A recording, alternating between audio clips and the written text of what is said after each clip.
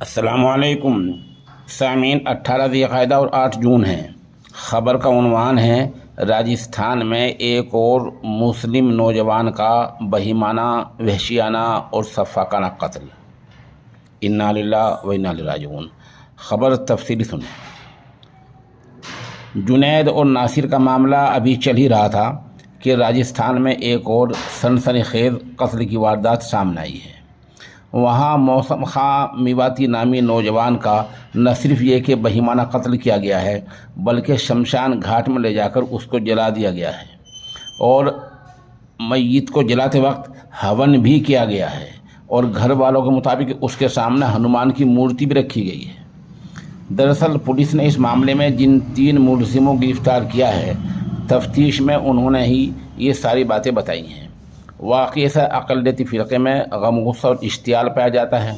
خبر ملتے ہی علاقے کے لوگ تھانہ پہنچے اور ملزموں کو پھانسی دینے کا مطالبہ کیا۔ اطلاع کے مطابق راجستھان کے ضلع الور کی تحصیل لکشمن گڑھ علاقے کے گاؤں ملا کا باس کے باشندہ موسم خان ولد منصف خان کا قتل ہوا ہے۔ کچھ لوگ موسم خان کو 1 مہینے پہلے گھر سے بلا کر لے گئے تھے، تبھی سے موسم خان غائب تھا۔ اہل خانہ نے پہلے گمشدگی کی رپورٹ درج کرائی تھی، پھر شبے کی بنیاد پر کچھ لوگوں کے نام بھی پولیس کو بتائے تھے۔ پولیس کے مطابق ان ملزموں نے پہلے موسم خان کے ٹکڑے ٹکڑے کیے، اس کا قتل کر دیا، اور پھر دوسرے شہر گووند گڑھ لے جا کر وہاں شمشان گھاٹ میں اس کو ہون کرتے ہوئے نظر آتش کر دیا گیا۔ جن لوگوں کو گرفتار کیا گیا ہے ان کی پہچان سوہن لال، چھوٹے لال اور نریش کمار کے طور پر ہوئی ہے۔ ان میں 2 ضلع الور کے رہنے والے ہیں۔ پولیس نے دفعہ 365، 201 اور 302 کے تحت معاملہ درج کر رکھا ہے۔ موسم خان کے گھر والوں کا یہ بھی کہنا ہے کہ شمشان گھاٹ میں جلاتے وقت ہنومان کی تصویر بھی سامنے رکھی گئی ہے۔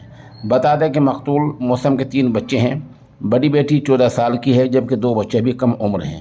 علاقے کے ذمہ دار میو پنچایت الور کے سابق صدر شیر محمد نے سوشل نیوز کے اس نامہ کو بتایا کہ معاملے کی جانچ چل رہی ہے اور یہ پتہ لگایا جا رہا ہے کہ اس قتل میں اور کون کون لوگ شامل ہیں۔